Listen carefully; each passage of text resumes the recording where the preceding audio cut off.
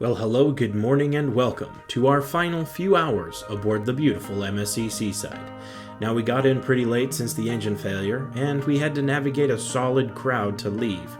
But we go see my sister for a few hours before calling it a night. Then we head back to Tennessee, where we'll give you some of our likes, dislikes of our time aboard the MSC Seaside. And it all starts now.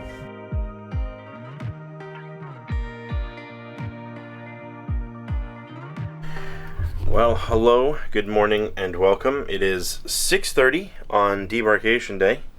We should be pretty much in port already, but unfortunately, we are still on the water. Now, thankfully, over here, you can't quite see it. And I'm not going to walk out there because it's humid, because welcome to Florida. But over there, I did see some launch pad stuff. So we are back at the Cape, but we are not in port yet. So we are just packing up a few things here, and then we are going to go to breakfast, leave all our stuff here, and then come back and try again. Hello, here we are. Hello. Here we are. We're at breakfast. So yeah, we are just getting into the inlet. We just went through Jetty Park and stuff.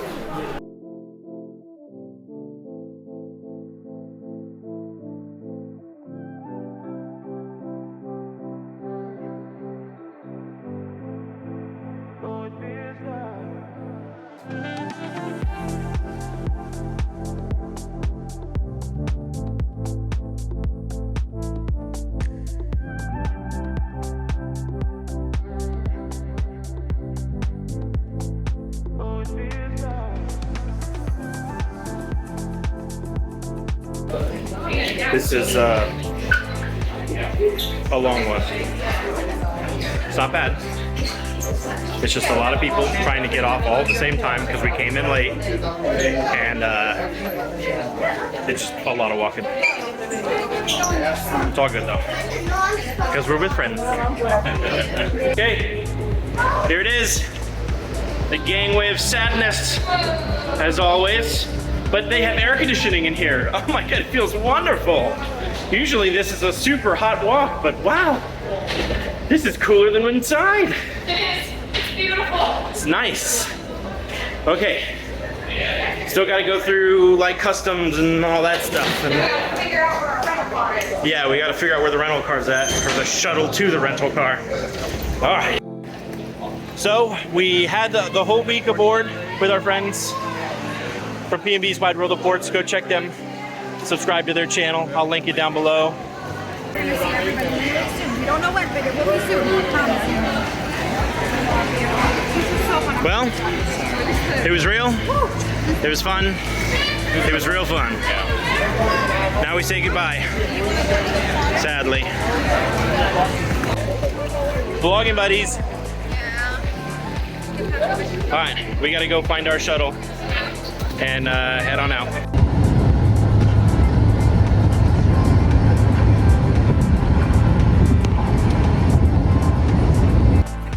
Well, we are in the rental car. That was a little bit of a kerfuffle, but all good. We stopped at Dunkin' and got some iced coffee and a pumpkin donut because it's spooky season already, even though it's only August. And yeah, we are on the road. We've been on the road for a little bit. Madison had to go potty, so we stopped over here to CVS, Walgreens, whatever they are. They're both the same. And we're going potty, grabbing some drinks. We are on the road to go see the fam.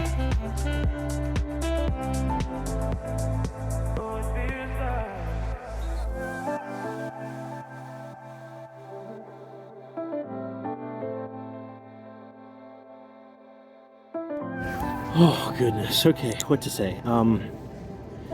We got off the boat. We got to the rental car. We got to the rental car place. We rented a car. We drove to see our friend that's in the hospital. Hi.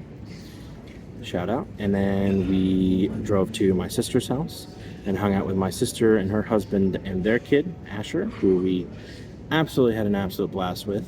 We got to the hotel late last night, rearranged our bags so that they all we're under the 50-pound weight limit, and we went to bed at like midnight. We got up at 5, drove here to TIA, and we are sitting outside of our gate. We're gonna go get some food, and we got some time to kill. We're probably not gonna start boarding for another 45 minutes, so we got maybe an hour to kill before we start boarding.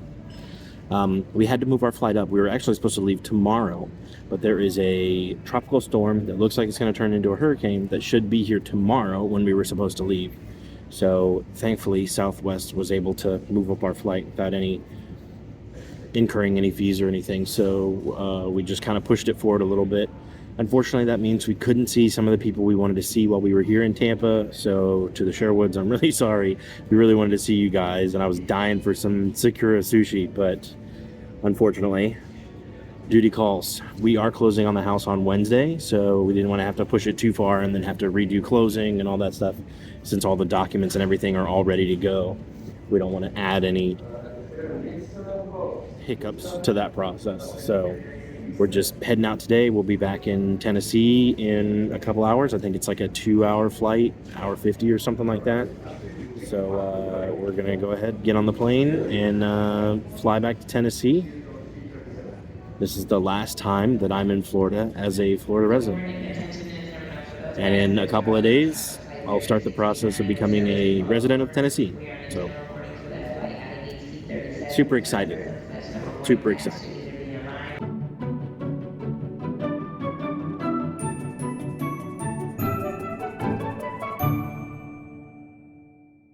Well, we made it back to Tennessee, and we closed on our house. We are currently sitting at our kitchen table in our brand new home in Tennessee.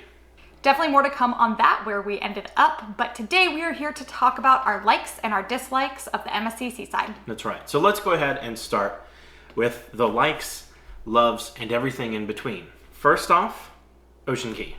There's no doubt this is our favorite private island of all of the different and almost cruise favorite lines. port. I mean, I would say it is an all-inclusive, and it really is, because your packages work. The Wi-Fi, if you have a Wi-Fi package or a drinking package, it works all over the island. If a bar is open, they do accept your drink package, which is completely unheard of, and I hope and pray MSC doesn't change that for sure. So Ocean Key is top of the list of our likes. I also want to add that the island itself is plentiful. There's so much beach, there's so much accessibility, there's never a time where you're going to feel crowded or on top of each other. I do want to point out that some of the other private islands, like, they're nice, but you're going to be fighting for your space, where this island, it's relaxing, and you have your options, and it's 6 miles? I mean, it's huge. So just want to add in the fact that I really enjoy the fact that I've never felt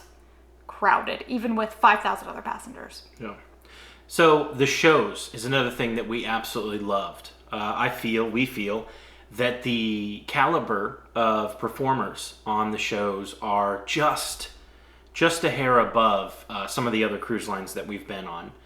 The talent, the choreography, the music, the singing, the dancing, and some of the acts that are part of the show. And we'll go ahead, and I want to throw in a couple of clips here from Peter Punk, which was like a variety show, and not in the sense that they do a variety of music, which they did, but just a variety of acts, different things. You had the juggler, you had a velociraptor for some reason, you had the 2 Asian girls that were doing the contortionist stuff, then you had the 2 guys doing the strength, throw each other around thing. Right, and then we had the 2 guys that were doing the acrobat stuff, where he was flipping the other guy with his... Like, that was all in one show, and that was absolutely amazing. And the Michael Jackson tribute was totally awesome. The production value is just next level compared to any other cruise line that we've seen entertainment on. Absolutely. Food. The food is delicious. I don't care what anyone else says. An Italian-based ship, so all their pasta, cheese, all that stuff is fresh. Super good. Their bread's amazing. Their focaccia bread, so good. And they have so many different types of it. And their pizza, bar none, best pizza. I don't care what you say, best pizza at sea. 100%. I 100% agree with you, and I have to say that that is part of my food pyramid when I am cruising MSC. I will have a slice of pizza with every meal because it is so good. Yeah, we pretty much did. So that was good. And then to go along with the food, the service, whether that's bars, buffet, or sitting down in the main dining room, or we did a couple of specialty dinings, the service was absolutely tip-top. I never felt as I was not one of 5,000 passengers. I was Mr. Rob. I was addressed as such, and they gave me the best service that I could possibly get. They're always super sweet to our daughter Madison as well, which is very, very, very kind. Most cruise ships are, though. I'll say it seems like a lot of the service workers might have family at home, so they're missing their little kids. Miss their kids, yeah, yep. Absolutely. So they love on those babies a little bit extra, but they always take such good care of them and bring them, a great example, they know that Madison loves strawberries, so every night at dinner they bring her some strawberries or some type of dessert just to, nothing we ordered, but just something that they thought she would like. Another thing that we really enjoyed was our room location. Now, we chose this room location, but we chose it specifically because we were starboard side. We wanted a balcony cabin that is starboard side because when you're at MSC's private island, Ocean Key Marine Reserve, island side is starboard side. So we got to watch sunrise, the lighthouse show, all of those things. We got to see the island go through 2 day and night cycles, which was absolutely beautiful. We absolutely love the island, and so to have that bird's eye view and just watch everything happening. You get the lighthouse bay, you get the lighthouse show, you get everything that's happening across the lagoon on the other side on the South Beach. It's so much fun to just sit there and watch. We enjoy people watching immensely, and having a room that watches 48 hours of entertainment and fun and just, families having a great day in the sun. That was absolutely awesome. And then I would say lastly we'll wrap up our likes, was how many spaces are dedicated to just hanging out. Whether that's the Sea View Lounge or the sports bar lounge or the coffee bar area or the champagne bar area or the casino bar. And there's a lot of areas where people congregate where there's ample seating. Now we're going to move into the things that we disliked on the MSC Seaside. First and foremost, and I'm very passionate about this, was the lack of accessibility to ice cream. Yeah. I very much love ice cream, soft serve ice cream. Most cruise ships have it available in the buffet 24/7. Some have now actually started shutting them down at night, which is also upsetting, but it's still accessible. This ship specifically served random, 4-hour increments in a buffet on 16 in the Biscayne buffet, and you had to hunt for it. If you wanted some ice cream, you had to be between the hours of 1 and 5 o'clock and hope for the best. Yeah. And stand in a really long line. And because there was only one machine, yeah. And there was one, you couldn't do it yourself. One guy would ask you what you want, then he'd turn around, then he'd get it, then he'd turn around and give it to you. Then the next person. And if you wanted more than one, because you're not going to stand there. I mean, there were times where the line was 30, 40 people deep. There's 5,000 people on this ship. Everybody eats ice cream, okay? Even people like me, who doesn't like ice cream, eats ice cream on a cruise ship. It's like the essential part of cruising. It goes hand in hand with pizza. Yeah, it was crazy to me, and I can't think of another experience I've had on a cruise ship through all the different lines and, different styles of cruising I've done. I've never had that much trouble getting some ice cream. And another thing, and this goes hand in hand, the $5 entree fee. So MSC has now stated that if you want a second entree, they will charge you $5 in the main dining room. Now, is that a big deal? No. Most people don't get more than one entree. I rarely get more than one entree. I will sample some more appetizers because those are more diverse, whereas the entrees are a bit more solid and standard. So I'll try a little this, little that when it comes to the appetizers. However, and I'm very passionate about this, this is nothing more than a cash grab, okay? Carnival's doing it. Now, thankfully, theirs is the third entree and above that they charge. And MSC is now doing it for the second entree. So just you get one and that's it. A lot of people talk about how, well, I don't need it. Okay, but it's the principle of the matter is you are now taking away things that used to be 100% part of cruising. This was the point of cruising, was that it was all inclusive. Now you've taken away alcohol. Okay, fine.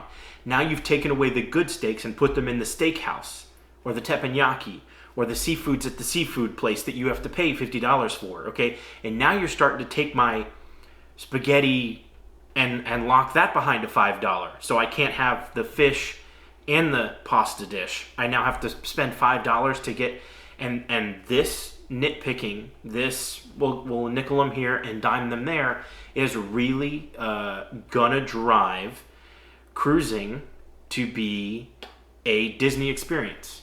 It is today's equivalent of video games. Okay, we are giving you the base price, but if you want anything else, you're gonna have to pay for it. Another thing that we didn't really like was the elevator system was like not really clearly defined. So I think the thought process behind it makes sense. Yes. You have to actually go to the elevator, say where you're going, and then it's supposed to streamline and make it more efficient to say, okay, we have a group of people that are going to deck 8. Let's put them all in the same elevator, which makes perfect sense. But the downfall is there was no communication or signage that said, okay, I have 6 people in my party. Do I hit the button 6 times? Once for each person? And we don't know if that's true. Like, I heard somebody say that they heard somebody say that you're supposed to push the button for X amount of times that you have passengers, which makes sense, but that doesn't say it anywhere. And so, more often than not, you would hit, I want to go to floor 8, and you're on floor 15, and it would say, okay, we'll go to elevator D4, and you would wait for 45 seconds, D4 would open, and it would be completely packed to the brim. Fullest elevator you've ever seen. Well, now what? Do I push the button again? Does it realize that the elevator's full? So there's too many variables that aren't explained. And so you just don't know, am I even doing this correctly or am I not? And the last thing that was disappointing about this specific cruise was the lack of availability of some of the extras. So like arts and crafts, there was like 15 tables. There's 5,000 guests on board. Yeah. Like it was no chance. You had no chance of doing some of the extra things that they have advertised. And you said, oh, one of the things that my grandma and I really did want to do together was the crafts. And that would be really fun for us. And, it could be just some time to spend together. And yeah, the 3 generations, you got Madison and Katie and great grandma Jan. So you're right. They really only, and it was like, hey, once the tables fill up, you're we're full. done. Yeah. Sorry, we can't do anything else. There's 5,000 people on board. Now, we probably could have done more crafts in the kid thing. Yeah, it's just more. We don't put Madison in the kids club. No. We did a little bit on the celebration Once. But really, we like hanging out with our kid, and so we want her to be with us. So I don't want her to ship off to daycare. I want her to hang. We're all on vacation together, and we want to spend time as a family, the 3 of us. So, and we were excited to. So there's probably crafts that we could have done in the kids club that, because we weren't in kids club, we didn't do. But for the readily made available from, hey, from 2 to 5, we're going to do these crafts in the main atrium. So, where everyone's at. And unfortunately, everyone was there. And unfortunately, we didn't get to do a lot of things. The same thing with Becca and Holly ran into the same issue on some of their stuff. So yeah, and this is pretty much everything that we tried to do that was extra seemed like you would have to fight for it, and we were never successful. So that was a bummer. But all things minor in the grand scheme of a vacation. If those are the worst, if those are the worst things that we have to say about the MSC Seaside, I think it was a very successful family trip. We had a great time overall, but we do want to make sure that we voice those likes and those dislikes so you can make the most informed decision. And we will hope that you guys stick around, subscribe, and like this content, and we will continue to put out more. We have another cruise coming up here in a couple months. Yeah. So we're looking forward to going Norwegian for the first time for me. Yeah, I really did enjoy my time on the Norwegian breakaway for the Vlogger Extravaganza.